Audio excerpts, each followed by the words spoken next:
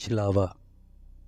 छलावा यानी कि एक ऐसी जगह जो प्रेत बाधित होती है, या फिर यूँ कहें कि कभी कभी इंसान ऐसी अलौकिक दुनिया में चला जाता है जो कि अस्तित्व में ही नहीं होती। अक्सर ही बड़े बुजुर्ग कहते हैं कि छलावा को पहचानने की कुछ निशानियां होती हैं। अगर आप उन निशानियों से परिचित हैं तो ये कहीं ना कहीं संभव है कि आप छलावे से बच सकें।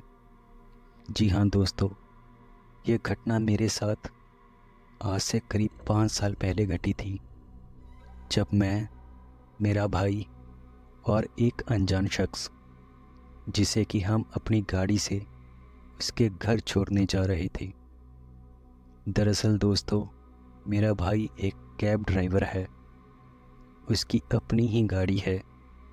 और जैसा कि आप लोग मुझे जानते ही हैं कि मैं सालों से मोबाइल रिपेयरिंग का ही काम करता हूँ। दोस्तों, ये घटना आज से करीब 5 साल पहले घटी थी और इस घटना का एक एक शब्द 100% सत्य है। घटना कुछ ऐसी है दोस्तों, करीब 5 साल पहले एक रोज़ मेरे भाई ने मुझे आकर कहा कि यार विकी, आज तू क्या कर रहा है शाम को, मेरे साथ हिमाचल चलेगा क्या। पहले मैं ये बात सुन के थोड़ा चौंक गया कि भाई एकदम से आके मुझे कह रहा है कि हिमाचल चलेगा क्या। तब मैंने पूछा, भाई काम तो कोई नहीं है, चल पड़ूंगा, पर जाना कहाँ है, माजरा क्या है।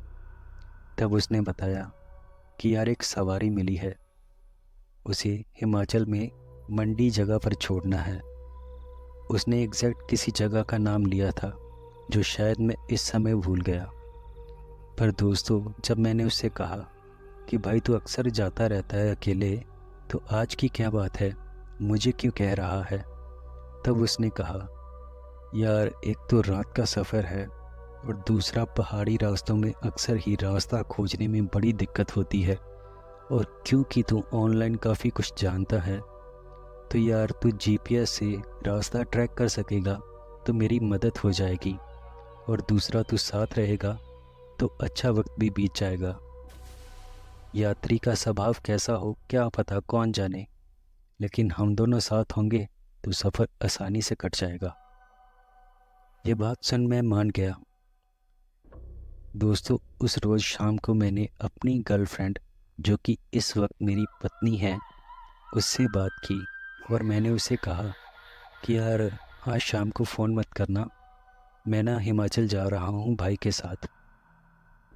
ये बात सुन वो अचानक से थोड़ा चौंकी और उसने मुझसे पूछा, अचानक ऐसे हिमाचल जा रहे हो, क्या बात है। तब मैंने कहा, यार बात तो कुछ नहीं, असल में ना भाई को कोई सवारी मिली है और वो कह रहा है कि रात का सफ़र है और उसे रास्ता खोजने में दिक्कत होगी, इसलिए तू साथ चल। तब उसने मुझसे सिर्फ एक बात कही कि देखो अपना ख्याल रखना, और अक्सर ही मैंने सुना है कि पहाड़ी रास्तों में अजीबोगरीब कई घटनाएं होती हैं, तो संभल कर जाना, अपना ख्याल रखना, और सिर्फ एक काम कर लो, अपने साथ गंगा जल रख लो। मैं ये सुन के थोड़ा मन ही मन हंसा कि गंगा जल रख लूँ, पर ऐसा क्यों। तब उसने मुझसे कहा, तुम मुझसे प्यार करते हो ना, तो इतना सवाल जवाब क्यों कर रहे हो, इतनी बड़ी गाड़ी में क्या एक छोटी सी शीशी नहीं रख सकते। तब मैंने हंस के उसकी बात मान ली, और जिस तरह का सैलून पर एक शीशी होती है जिसे अक्सर ही सैलून वाले बालों पर पानी मारते हैं, जिसे हमारी भाषा में फवारा भी बोल दिया जाता है, मैंने उसमें गंगाजल डाल के रख लिया और गाड़ी के डैशबोर्ड में चुपचाप से रख दिया। उस रोज़ हम शाम को करीब 7 बजे अपने यहाँ निकले, मतलब अमृतसर से हिमाचल के लिए निकले। वो सवारी हमें करीब जलंधर से मिलनी थी। शायद किसी पहचान वाले ने ही भाई का नंबर दिया था उस आदमी को। तब हुआ कुछ ऐसा, करीब 8 सवा 8 बजे हम जालंधर पहुंच चुके थे। वहां पहुंचकर भाई ने उस आदमी को फ़ोन किया जिसने आगे हमारे साथ जाना था। करीब 5 मिनट बाद वो जालंधर के मेन हाईवे पे आदमी हमें मिल गया और कुछ ही देर में वो फ़ोन पे बात करते हुए ही हमारे पास आ गया। तब हमने उसका देखा कि उसके पास थोड़ा लगेज भी है, तो भाई ने डिग्गी खोलते हुए उसका लगेज पीछे गाड़ी में रख दिया और उनसे पूछा, भाई आप आगे बैठना पसंद करोगे या पीछे? तब उसने कहा, नहीं मैं पीछे ही ठीक हूँ। वो रिलैक्स होकर गाड़ी की पिछली सीट पे बैठ गया। गाड़ी भाई ड्राइव कर रहा था, मैं बाजू की सीट पे बैठ गया। सफ़र शुरू हो गया। भाई ने गाड़ी में थोड़े मध्यम गति पे गाने चला दिए। भाई ने फिर से उस आदमी से पूछा, भाई साहब आपको गाने चलाने से कोई परेशानी तो नहीं? तब उसने कहा, अरे नहीं भाई, आपको जो पसंद है आप करो। वैसे भी मुझे थकावट काफ़ी हुई है, मैं रिलैक्स होके सो जाऊंगा। और मैं जानता हूँ आप लोग गाने इसलिए चलाते हो ताकि रात के सफ़र में आपको नींद ना आए। तब भाई ने भी हंसते हुए कहा, जी आपने बिल्कुल सही कहा। एक तो बंदा बोर नहीं होता और सफ़र भी आसानी से कट जाता है। ये बोलते हुए ही उसने गाड़ी में गाने प्ले कर दिए। मध्यम गति में म्यूज़िक और अंधेरी सुनसान सड़क। कुछ कुछ गाड़ियाँ लगातार आजू बाजू से गुजर रही थी। उनकी रोशनी और हॉर्न की आवाज़ उस सन्नाटे को चीर रही थी। मैं भी रिलैक्स होकर जीपीएस ट्रैक ऑन करके मोबाइल डैशबोर्ड पर रख दिया और भाई से कहा, भाई तू बस ये निशान देखते रहना, जिस जिस तरफ ये निशान मुड़ने को बोलेगा आपको चुपचाप बस उसी तरफ मुड़ना है। और ये आपको वॉइस नोटिफिकेशन के साथ बोलेगा। तो भाई ने कहा, यार इसको हिंदी में कर दे। मैंने कहा, भाई चिंता मत करो, ये आपको हिंदी में ही बोलेगा, और वैसे भी मैं जाग रहा हूँ, सोया नहीं। तब भाई ने हंसते हुए कहा, अरे ठीक है, इसीलिए तुझे साथ लाया हूँ, जानता हूँ तू जीनियस है इन सब में। तब मैंने कहा, भाई बेफिक्र हो, हम बहुत आसानी से पहुँच जाएंगे। आजकल ऑनलाइन का ही ज़माना है, सब कुछ फ़ोन पे ही हो जाता है। दोस्तों, ये सारी घटना जो मैं आपको अपने शब्दों में कह रहा हूँ, ये कोई भी लिखी हुई स्क्रिप्ट नहीं है, ना ही कोई कट करके रिकॉर्ड की गई कहानी।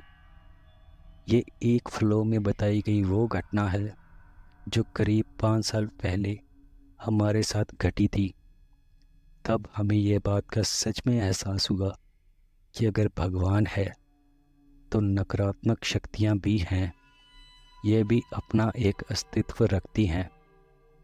दोस्तों, छलावे के बारे में मैंने अक्सर ही यूट्यूब पर सुना था। मुझे हॉरर स्टोरीज़ में बहुत पहले से ही इंटरेस्ट हमेशा रहा, लेकिन कभी नहीं सोचा था कि कभी खुद का एक हॉरर स्टोरी चैनल बनाकर लोगों के साथ घटी घटनाएं दोस्तों के साथ शेयर करूंगा, और एक ऐसा वक्त आएगा कि अपने साथ बीती अपनी घटना भी अपने शब्दों में किसी के साथ शेयर करूंगा। दोस्तों, हो सकता है आपको ये कहानी थोड़ी सी बोरिंग लगे, पर दोस्तों यकीन जानिए, अगर आप इस स्टोरी को पूरा सुनते हो तो आप भी ये बात मानोगे कि भूत होते हैं। सुनसान सड़क पर हमारी गाड़ी तेज़ रफ्तार से चलती जा रही थी। अभी पहाड़ी एरिया तो आया नहीं था, सिर्फ मैदानी एरिया ही था। लगभग चारों तरफ शहर का ही माहौल था, इसलिए ऐसा कुछ भी प्रतीत नहीं हुआ कि जो अजीब लगे। तब थोड़ी बातचीत शुरू हुई। वो आदमी जो हमारे साथ जा रहा था असल में फ़ौज में काम करता था और वो छुट्टी आया था। उसकी ड्यूटी जालंधर छावनी कैंट में थी और वहीं से उसे हिमाचल अपने घर जाना था। मतलब कि वो एक पहाड़ी इंसान था, और पहाड़ी इंसानों की एक बात होती है कि वो भूत प्रेत छलावा इन सब में काफ़ी यकीन रखते हैं। क्योंकि उन्होंने अक्सर ही अपने बचपन में ऐसी घटनाएं सुनी होती हैं और कुछ ने तो खुद के साथ अनुभव भी की होती हैं। दोस्तों, ऐसे ही गाड़ी में बातचीत का माहौल चलता रहा। तब मैंने उस आदमी से पूछा कि सर, असल में आपका नाम क्या है और क्या आपके साथ कभी कोई ऐसी अजीब घटना घटी है। पहले तो वो मेरी बात सुन के थोड़ा मुस्कुराया और फिर मेरी तरफ देखते हुए कहा, मेरा नाम जयदीप सिंह राठौड़ है। मैं हिमाचल का ही जन्म पैदावार हूँ, मतलब कि मेरा जन्म स्थान हिमाचल का ही है। बचपन से ही मुझे फ़ौज में जाने का शौक़ रहा और भगवान ने साथ दिया। 22 साल की उम्र में मेरी फ़ौज में भर्ती हो गई। करीब 8 साल से मैं फ़ौज में ही काम कर रहा हूँ और अब मेरे बड़े भाई की शादी है, इसलिए मैं छुट्टी लेकर हिमाचल जा रहा हूँ। पर अब तुम्हारी बात का जवाब देता हूँ। हाँ, मेरे साथ भी एक ऐसी अजीब घटना घटी थी कि अगर मैं किसी को बताऊँ तो लोग हंस देते हैं, कहते हैं कि ऐसा कुछ नहीं होता, ये भूत प्रेत सब अफवाहें हैं, किस्से कहानियाँ हैं। तब मैंने थोड़ा उत्साहित होते हुए उनसे पूछा कि सर बताइए ना, क्या हुआ था आपके साथ। तब उन्होंने बोलना शुरू किया। ये घटना करीब 6 साल पहले की है। मेरी नई नई ही भर्ती हुई थी और मुझे जलंधर छावनी कैंट में ही पोस्टिंग मिली थी। हमारा एरिया रेजिडेंस एरिया था, लेकिन हमारी एक अलग छावनी है, जैसा कि सब लोग जानते हैं, जहाँ पर फ़ौज में नए भर्ती हुए लड़कों की ट्रेनिंग होती है। ऐसे ही मेरी पोस्टिंग वहाँ हुई। मैं काफ़ी उत्साहित था अपनी नई पोस्टिंग को लेकर। वहाँ पहुँचने के बाद अपने सीनियर से मिला और उन्हें अपना नियुक्ति पत्र दिया। वो लेकर मेरे सीनियर अफसरों ने कहा, ठीक है भाई, आपका फ़ौज में स्वागत है और आज से ही आप अपनी ड्यूटी पर तैनात हो जाइए। आपको पोस्ट नंबर 28 पर जाना है और वहाँ पर जो भी मौजूद हो उनके साथ आप बातचीत कीजिए। आगे की सारी ड्यूटी वही आपको समझाएंगे। मैंने अपने सीनियर को सैल्यूट करते हुए जय हिंद कहा और वहाँ से पोस्ट नंबर 28 की तरफ बढ़ गया। चारों तरफ कैडेट्स अपनी ट्रेनिंग कर रहे थे। कुछ दौड़ रहे थे, कुछ एक्सरसाइज, कुछ रस्सी से ऊपर चढ़ रहे थे और कभी नीचे उतर रहे थे। मतलब जैसी कि फ़ौज में गतिविधियां होती हैं वो सब चल रही थी। शाम का वक्त था। मैं पोस्ट नंबर 28 की तरफ गया। वहाँ पर मुझे 2 जवान मिले। नाम था वीरू और एक का नाम था राजकिशोर शर्मा। मैंने दोनों को सैल्यूट कहा और पूछा, सर आपका नाम बस वीरू है? तो उसने हंसते हुए कहा, हाँ भाई, मेरा नाम सिर्फ वीरू है। तब उन्होंने कहा, देखो भाई, अभी तुम नए हो, यहाँ ज़्यादा कुछ तो नहीं होता, सिर्फ निगरानी ही करनी होती है। लेकिन भाई ध्यान रखना, कई बार कुछ अजीब घटनाएं भी हो जाती हैं। उस वक्त मैं उनकी ये बात समझा नहीं था। रात का वक्त था। मैं अपने उस कमरे में आराम से लेटा हुआ था। मैंने यूनिफॉर्म भी नहीं पहनी थी। तभी बाहर मुझे अंधेरे में कुछ फुसफुसाहट सी सुनाई थी, जैसे पत्तों की हलचल हो। मैं थोड़ा चौंक गया और उठ के देखा कि इस तरह छावनी में कहीं कोई घुस तो नहीं आया। फिर मुझे लगा ये तो एक रेजिडेंस एरिया है, लेकिन ये तो भारतीय फ़ौज का रिज़र्व एरिया है। रेजिडेंस एरिया से कोई भी इंसान इस एरिया में नहीं आ सकता। उत्सुकता वक्त मैं उस तरफ बढ़ चला। धीरे धीरे उस तरफ जैसे ही मैं बढ़ रहा था, चारों तरफ कुछ भी नहीं, सिर्फ घनघोर सन्नाटा, कि तभी मुझे पीछे से आवाज़ आई, जवान, इस वक्त कहाँ जा रहे हो? मैं चौंकते हुए पीछे देखा। तभी पीछे एक रौबदार इंसान खड़ा था, जो कि फ़ौज की ही वर्दी में था। देखने से काफ़ी सीनियर लग रहा था। मैंने उन्हें सैल्यूट किया। उनका रूप उनकी चेहरे से साफ झलक रहा था। रौबदार मूछें, एकदम कड़क आवाज़ में गरजते हुए उन्होंने मुझसे पूछा, इस वक्त यहाँ क्या कर रहे हो? तुम्हें फ़ौज के नियम कायदे कानून मालूम नहीं क्या? मैंने थोड़ा हकलाते हुए कहा, सर वहाँ कुछ हलचल हो रही थी, मैं बस वही चेक करने जा रहा था। तब उन्होंने मुझसे कहा, इस एरिया में कुछ भी ऐसा अजीब हो तो हर जगह जाकर देखने की ज़रूरत नहीं। कई बार कुछ अनदेखी शक्तियाँ वहाँ घूमती हैं। एक फौजी के मुंह से मैं ये बात सुनकर थोड़ा चौंक गया, क्योंकि भारतीय फ़ौज में भूत प्रेत इन सब चीज़ों पे विश्वास नहीं करते। यही सब मैंने सुना और पढ़ा था। तब मैंने उनके कहा, ठीक है सर। मैं उन्हें सल्यूट करते हुए वापस अपने कमरे में आ गया। जैसे ही मैं कमरे में पड़ रहा था कि अचानक मैंने पीछे मुड़कर देखा तो एक बिजली की तेज़ कड़कड़ाहट सी हुई, और उस तेज़ कड़कड़ाहट में जब मैंने पीछे पलटा तो अब वहाँ कोई नहीं था। मैं एक पल से चौंक गया कि अभी एक जीता जागता इंसान करीब 6 फुट का मेरे सामने खड़ा था, और अब अचानक से वो कहाँ गायब हो गया। उस वक्त मैंने ये बात किसी से नहीं कही और थोड़ा घबराते हुए ही चुपचाप से आकर अपने कमरे में सो गया। तब मैंने अगले दिन अपने रूममेट से पूछा कि भाई रात को कुछ ऐसा हुआ था कि उस सुनसान एरिया की तरफ मुझे थोड़ी हलचल सुनाई थी। तब मैं उस तरफ गया, लेकिन अचानक से मुझे किसी रोबदार आवाज़ ने रोक लिया, और जब मैंने उनको पलटकर देखा तो वो एक सीनियर अफसर थे। पर भाई मुझे ताज्जुब इस बात का है कि जैसे ही मैं पलट के अपने रूम की तरफ आ रहा था कि अचानक से एक तेज़ बिजली की कड़कड़ाहट हुई, और फिर वो इंसान अचानक से कहीं गायब हो गया। भाई मैं कुछ समझ नहीं पा रहा हूँ। मेरी बात सुनते हुए उन्होंने थोड़ा चौंकते हुए कहा, ए भाई, किसको देख लिया तूने रात को? और तू किसकी बात कर रहा है? कौन रौबदार अफसर आ गया यहाँ?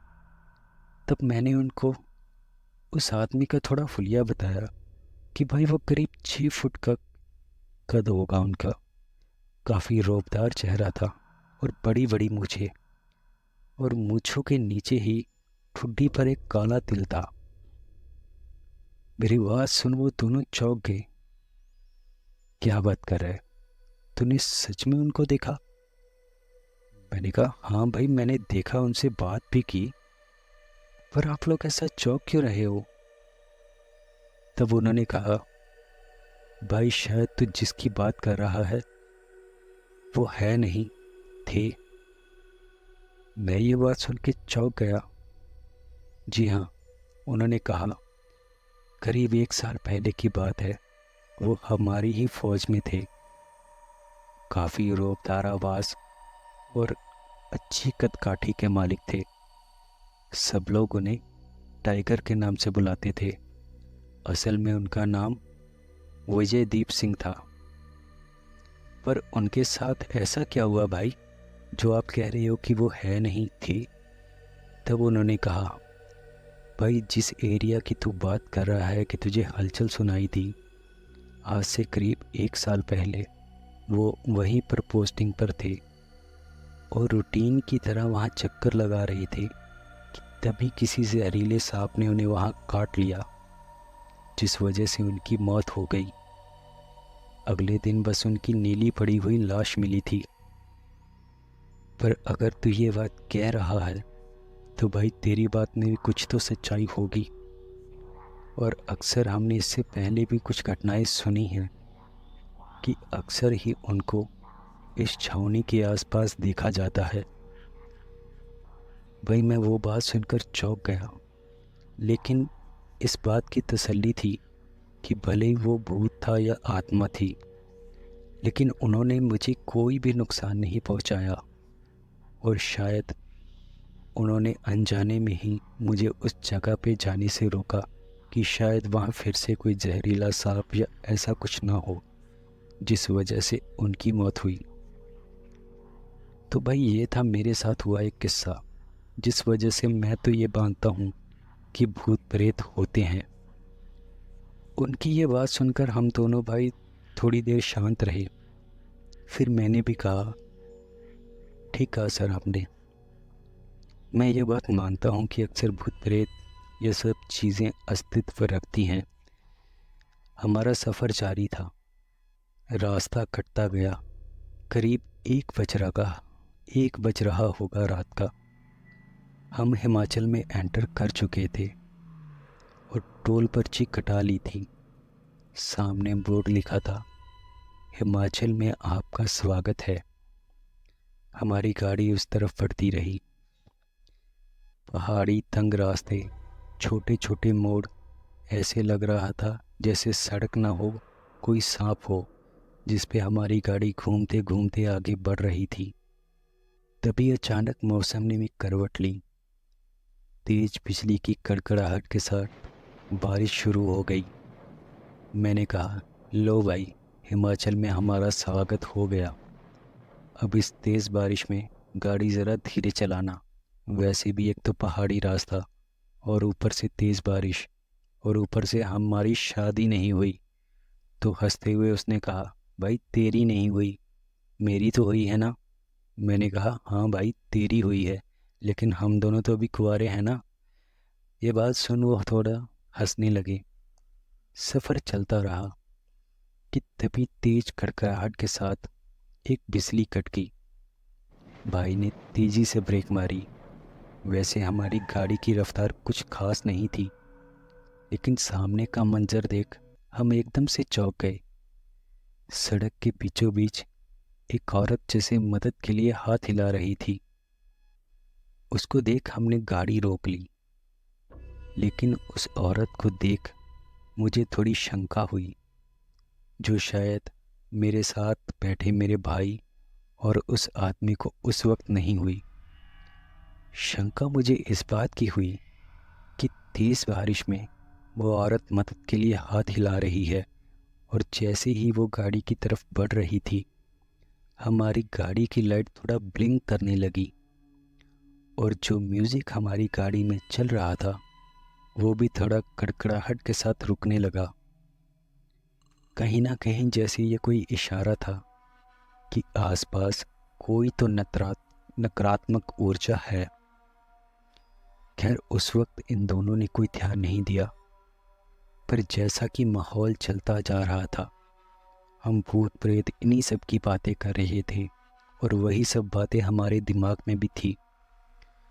जैसे ही वो औरत मदद के लिए हमारी गाड़ी के पास आई, उसने इशारे से शीशा डाउन करने को कहा। पीछे बैठे उस फौजी ने बिना कुछ सोचे शीशा डाउन कर दिया। तब उसने कहा, प्लीज़ मेरी मदद कीजिए, हमारी गाड़ी का एक्सीडेंट हो गया है। गाड़ी में मेरा बच्चा और मेरे हस्बैंड भी हैं, प्लीज़ हमारी मदद कीजिए। यह बात सुन वो तेज़ी से गाड़ी से बाहर निकले और सामने की तरफ बढ़ने लगे, लेकिन वहाँ सिर्फ अंधेरा था।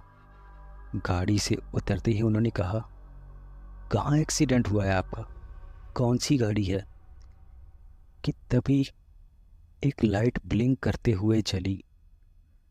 वो लाइट रोड पे लगी एक स्ट्रीट लाइट थी, जो अभी तक तो बंद थी, लेकिन अचानक से वो ब्लिंक करके जल उठी, और उसकी रोशनी में सड़क के किनारे पहाड़ों के बीच एक बुरी तरह से क्षतिग्रस्त गाड़ी हमें नज़र आई। लेकिन आश्चर्य की बात मुझे तब लगी कि जब उस गाड़ी को मैंने गौर से देखा, उस गाड़ी का टायर लगभग फट चुका था। गाड़ी को देखकर ऐसा लग रहा था कि ये गाड़ी अभी अभी एक्सीडेंट केस नहीं हुआ। लग रहा था जैसे इस गाड़ी को एक्सीडेंट हुए काफ़ी वक्त गुजर गया हो। लेकिन वो औरत ऐसे मदद के लिए बुला रही थी जैसे कि अभी अभी एक्सीडेंट हुआ हो। लेकिन उस औरत के चेहरे पर ऐसा कोई भी भाव नहीं था। मतलब ना तो उसके चेहरे पर कोई चोट थी, ना ही शरीर पर कोई निशान। वो एकदम से स्वस्थ लग रही थी, लेकिन गाड़ी की हालत देखकर लग रहा था कि जो भी उसमें सवार रहा होगा शायद वो जिंदा भी ना बचा हो। वो फौजी बिना कुछ सोचे उस तरफ बढ़ता रहा। उन्होंने उस गाड़ी का दरवाज़ा खोला। उसमें एक आदमी स्टीयरिंग पर सर के बल गिरा पड़ा था। उसके सर से लगभग काफ़ी जगह से खून के और चोटों के निशान थे। फौजी ने उन्हें हिलाने की कोशिश की। तभी उन्होंने हमें आवाज़ दी, अरे यार सुनो, आओ ज़रा मदद करो। यह सुनते ही भाई भी उस तरफ बढ़ गया, लेकिन मैं सिर्फ गाड़ी में ही बैठा रहा। जैसे ही उन दोनों ने उस आदमी को गाड़ी से बाहर निकालने की कोशिश की, दोनों चौंक कर पीछे हट गए। शायद उन्होंने कुछ ऐसा देखा था कि जो सामान्य नहीं था। असल में वो जो इंसान गाड़ी में पड़ा हुआ था, उसकी बॉडी ऐसी लग रही थी जैसे वो पत्थर हो। जी हाँ दोस्तों, ये बात 100% सत्य है। कुछ ही पल में जब उन्होंने उसको हिलाने की कोशिश की, एकदम से चौंक कर पीछे हट गए। तभी फिर से एक तेज बिजली कड़की। अगले ही पल गाड़ी में कोई नहीं था। यह देख उन दोनों के भी होश उड़ गए और वो जल्दी से भागते हुए गाड़ी की तरफ आए और जल्दी से गाड़ी में बैठ गए। भाई ने बिना कुछ सोचे जल्दी से गाड़ी की सेल्फ मारी, लेकिन गाड़ी अब स्टार्ट नहीं हो रही थी। भाई जोर से स्टीयरिंग पर हाथ मारते हुए बोला, यार ये क्या मुसीबत है। ये कुछ सामान्य नहीं लग रहा। ये इंसान नहीं है, शायद वो जिंदा नहीं है, और वो लाश बहुत पुरानी है, पर वो पत्थर कैसे बन गई। चौंकते हुए ही भाई ने फिर से सेल्फ स्टार्ट की। हाथ जोड़कर हमने भगवान का नाम लेना शुरू किया और गाड़ी का सेल्फ मारा। इस बार गाड़ी स्टार्ट हो गई। भाई ने जल्दी से गाड़ी शुरू कर दी। कुछ ही दूरी पर हमें एक आश्चर्यजनक चीज़ फिर से दिखी। वही औरत सड़क के बीचों बीच फिर से मदद के लिए हाथ हिला रही थी। हमने बिना सोचे गाड़ी को तेज़ भगाया और मैंने भी भाई से कहा, भाई कुछ भी हो जाए तो गाड़ी मत रोकना। लेकिन जैसे ही हमारी गाड़ी उस औरत के पास पहुंची, गाड़ी झटके मारते हुए एकदम से बंद हो गई। वो औरत फिर से हमारे पास आई और वही कहने लगी, मेरी मदद करो, मेरे पति का एक्सीडेंट हो गया है, गाड़ी में मेरा बच्चा भी है। लेकिन इस बार मैंने गाड़ी के डैशबोर्ड से वो शीशी उठा ली जिसमें गंगा जल था। जैसे ही वो औरत हमारी गाड़ी के पास आई, तभी मैंने धीरे से गाड़ी का शीशा डाउन किया और बजरंग बली का नाम लेते हुए वो गंगा जल का फुहारा उस पर छिड़क दिया। गंगा जल पड़ते ही वो औरत ऐसे तड़पने लगी कि मानो उस पर तेजाब पड़ गया हो। अगले ही पल उसका वो सुंदर रूप एकदम से बदसूरत में बदल गया। जगह जगह चोट के निशान, सर से बहता खून। बॉडी का शायद ही ऐसा कोई भाग होगा जिस पे चोट के निशान ना हो। बहुत ही डरावना मंजर था वो देख हमारे होश उड़ गए। हमने बिना कुछ सोचे जल्दी से भगवान का नाम लेते हुए गाड़ी स्टार्ट की। इस बार हमारी गाड़ी स्टार्ट हो चुकी थी। भाई ने बिना कुछ सोचे तेज़ गति में गाड़ी बढ़ा दी। 2 बार हमारे साथ ये हादसा हो चुका था। कहीं ना कहीं हमें ये एहसास हो चुका था कि शायद हम किसी छलावे की चपेट में आ चुके हैं। जब कोई चीज़ बार बार आपके साथ होने लगे और आपको अपने आसपास नकारात्मक ऊर्जा का अनुभव होने लगे, तो समझ जाइए कि शायद आप छलावे की चपेट में हैं। छलावा असल में वो चीज़ जो कि होती ही नहीं। आंखों से जो दिखता है वो होता नहीं, और जो होता है वो दिखता नहीं। इसी का नाम छलावा है।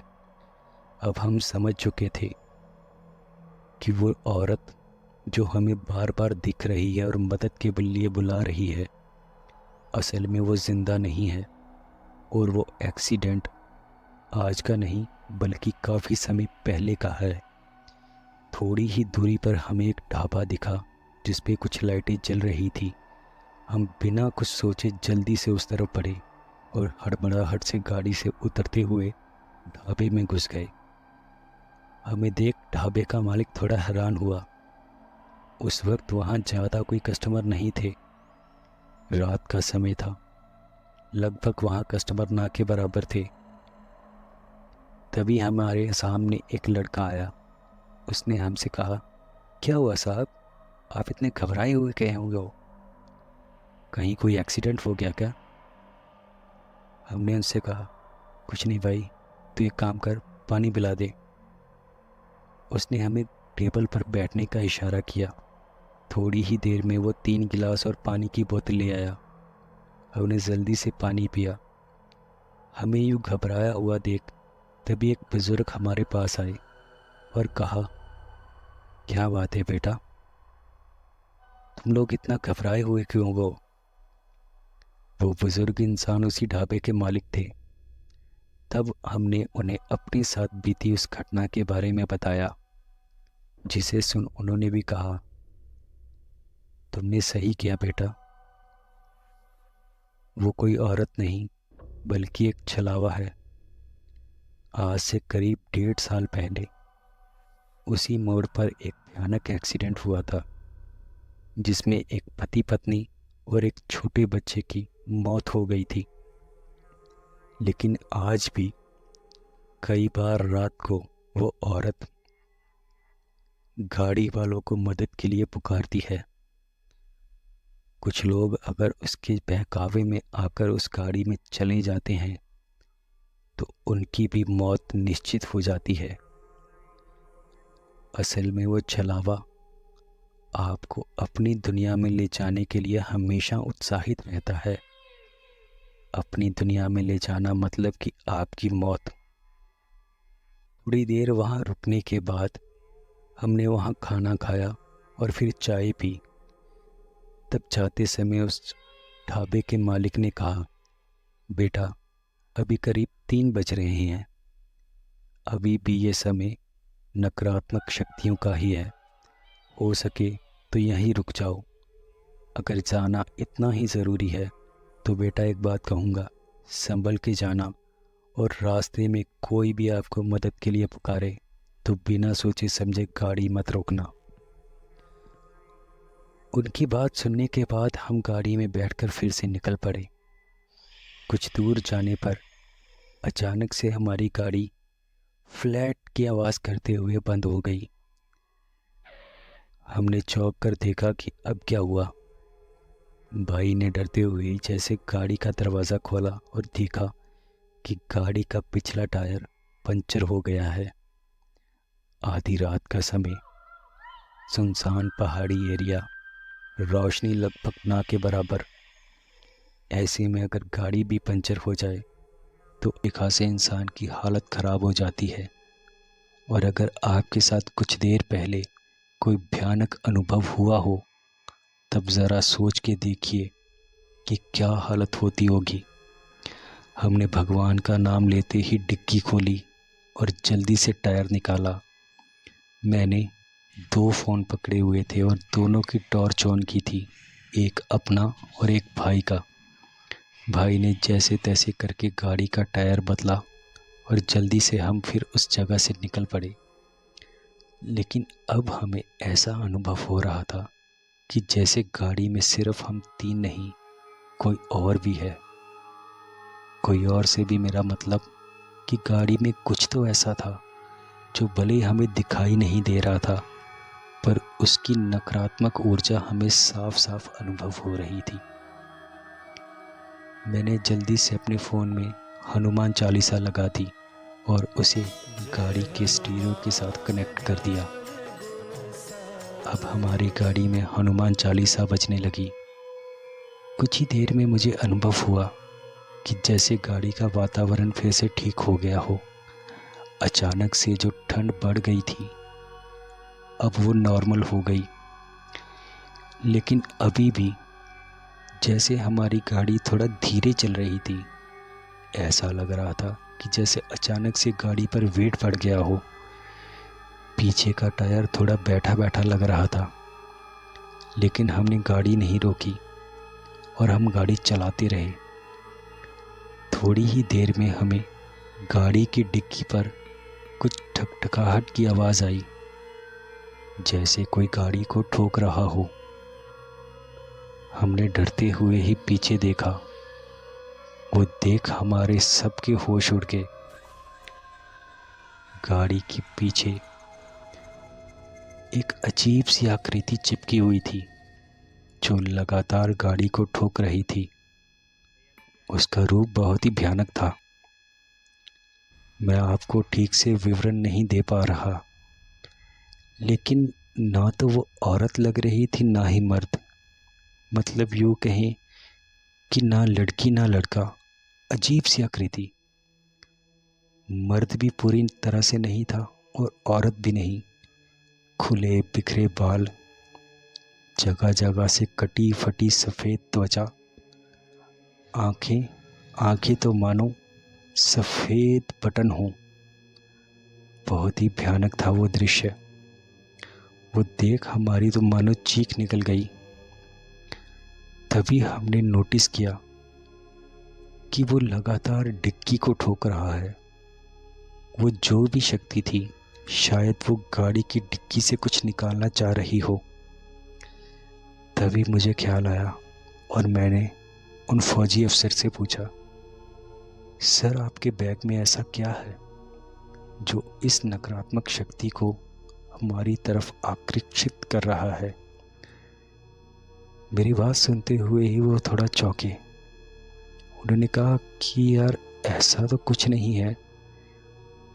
वो काफ़ी डरते हुए ही बोले, हाँ, मैं कैंटीन से शराब की कुछ बोतल अपने बैग में रख के लाया हूँ और साथ में कुछ मिठाई भी है, जो कि जलंधर के लवली स्वीट्स की काफ़ी मशहूर मिठाई हैं। आप में से जो लोग पंजाब या जलंधर के होंगे वो इस बात से जानते होंगे कि जलंधर में लवली स्वीट्स बहुत ही फेमस है।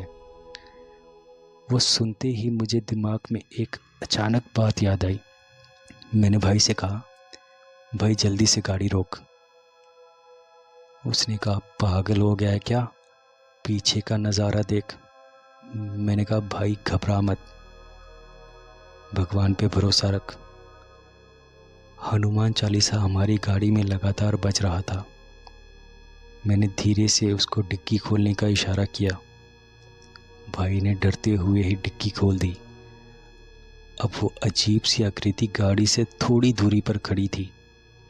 शायद उसकी वजह ये भी थी कि मेरे फ़ोन में बजरंग बली की फ़ोटो वॉलपेपर पर लगी हुई थी और मैंने फ़ोन को उस आकृति की तरफ कर रखा था। आकृति अभी भी मुझसे कुछ दूरी पर खड़ी थी। बाहर एकदम सन्नाटा, रह रहकर बिजली की कड़कड़ाहट और अंधेरा। आप कल्पना कीजिए उस वक्त दृश्यकार क्या रहा होगा। आपके सामने एक अजीब डरावनी आकृति है जो किसी भी हुलिये से इंसान तो नहीं है। वह आकृति साफ साफ लगातार हमारी गाड़ी की डिक्की को घूरे जा रही थी। मैंने जल्दी से गाड़ी की डिक्की में से वो बैग निकाला और जल्दी से ही वो बैग खोलकर मिठाई का डिब्बा निकालकर उस आकृति की तरफ फेंक दिया और बैग से शराब की बोतल निकालकर उसी की तरफ फेंक दी और जल्दी से गाड़ी की डिक्की बंद करके आकर कार में बैठ गया और भाई से कहा, भाई अब बिना पीछे पलटे चुपचाप से जल्दी से गाड़ी भगा दे। भाई ने वैसा ही किया। हमने पीछे मुड़कर नहीं देखा, लेकिन इतना समझ आ चुका था कि अब वो आकृति या प्रेत जो भी था अब हमारी गाड़ी से पीछे छूट चुका था, क्योंकि शायद उसे जिस चीज़ की तलब थी अब उसे वो मिल गई थी। दोस्तों, कुछ प्रेत आत्माएं ऐसी भी होती है जिनकी कुछ अतृप्त इच्छाएं रह जाती हैं, या जीवन भर जिन्होंने कष्ट भोगा होता है और वो अपनी भूख की इच्छा को मरने के बाद भी शांत नहीं कर पाती, ऐसी ही आत्माएं अक्सर भटकती रहती हैं। और जब उन्हें कुछ ऐसा महसूस होता है, जैसे मांस, मछली, शराब या फिर मिठाई, तो वो उस चीज़ की तरफ आकर्षित हो जाती हैं। भले ही वो आदमी जो हमारे साथ था हिमाचल का रहने वाला था, पर जाने अनजाने ही उन्होंने ऐसी गलती कर ली थी कि जिसका एहसास उन्हें बाद में हुआ। थोड़ी दूर आगे जाने पर उन्होंने कहा, यार तूने ठीक किया, जाने अनजाने मैंने बहुत बड़ी गलती कर दी। रात का पहाड़ी सफ़र और मैं साथ में शराब और मिठाई लेके चल रहा था। तब उसने कहा, भाई भगवान का नाम लो, बस घर आने ही वाला है। करीब 1 घंटे बाद हम अपनी मंजिल पर पहुंच चुके थे। वैसे तो कायदे से सवारी को उतारने के बाद हम वापस अपने घर की तरफ निकल पड़ते हैं, लेकिन रास्ते भर में हमारे साथ जो जो कुछ हुआ था वो देखते हुए ही उस फौजी इंसान ने हमें कहा कि भाई लोगों, इस वक्त बाहर जाना आप लोगों के लिए भी ठीक नहीं। आप एक काम करो, रात हमारे ही घर पे रुक जाओ, सुबह होने पर आप चले जाना। हमें भी उनकी वो बात ठीक लगी। उन्होंने हमें बड़े ही प्यार सत्कार से मेहमानों की तरह घर में लिया। हमें एक अलग से कमरा दिया। आंटी जी, जो कि उनकी माता जी लग रही थी, सबसे पहले हमारे लिए चाय लेकर आई। हमने चाय पीने के बाद उन्हें कहा, बस माता जी, अब किसी और चीज़ की इच्छा नहीं, अब आप भी आराम कीजिए। वो कहते हुए हम भी सो गए, लेकिन नींद हमारी आंखों से तो उड़ी हुई थी। रास्ते भर में जो जो मंजर हमने देखे थे वो दृश्य हमारी आंखों के सामने घूम रहे थे। वही दृश्य याद करते करते कुछ देर बाद हम नींद की आगोश में चले गए। सुबह एक आवाज़ के साथ हमारी नींद उठी। वो आवाज़ उन्हीं फौजी भाई की थी। उन्होंने बड़े प्यार से हमें उठाया और कहा, उठ जाओ भाई लोगों, 8 बज चुके हैं, चाय नाश्ता कर लो। फिर सुबह के कार्य से फ्री होने के बाद हमने चाय नाश्ता किया और उस भाई और उनके परिवार से अलविदा लेकर वापस अपने घर की तरफ निकल पड़े। वापस रास्ते पर हमें कुछ भी ऐसा तो अनुभव नहीं हुआ, लेकिन जिस जगह वो छलावा हमें बार बार दिख रहा था, उस जगह पर जब हम वापस पहुंचे तब हमने देखा कि वहाँ एक पुरानी सी कार एक्सीडेंट हालत में अभी भी पड़ी हुई है। जगह जगह उस पर जंग लग चुका था, टायर फटे हुए थे। वो गाड़ी रोड के किनारे ऐसे धंसी हुई थी जिसको किसी ने भी अभी तक वहाँ से हटाया नहीं था। तब हमें रात का वो भयानक दृश्य याद आया। तब हमें ये एहसास हुआ कि कुछ जगह अक्सर प्रेत बाधित होती है। एक ख़ास वक्त पर अगर हम उस एरिया में एंट्री कर जाते हैं, तब वो हमें अनुभव भी होती हैं और वो अपने होने का एहसास भी करवाती हैं। तो दोस्तों, ये थी हमारे साथ घटी एक सत्य घटना। शायद मैं इस घटना को कहानी का रूप ठीक से ना दे पाया हूँ, पर यकीन जानिए दोस्तों, ये घटना 100% सत्य घटना है जो खुद हमारे साथ घटी थी। दोस्तों, अगर आप कहानी में यहाँ तक बने हुए हो तो ज़रूर आप भी हॉरर स्टोरी के लवर हो। दोस्तों, अगर आपके साथ कभी कोई ऐसी घटना घटी हो तो प्लीज़ आप उसे हमारे साथ ज़रूर शेयर कीजिएगा।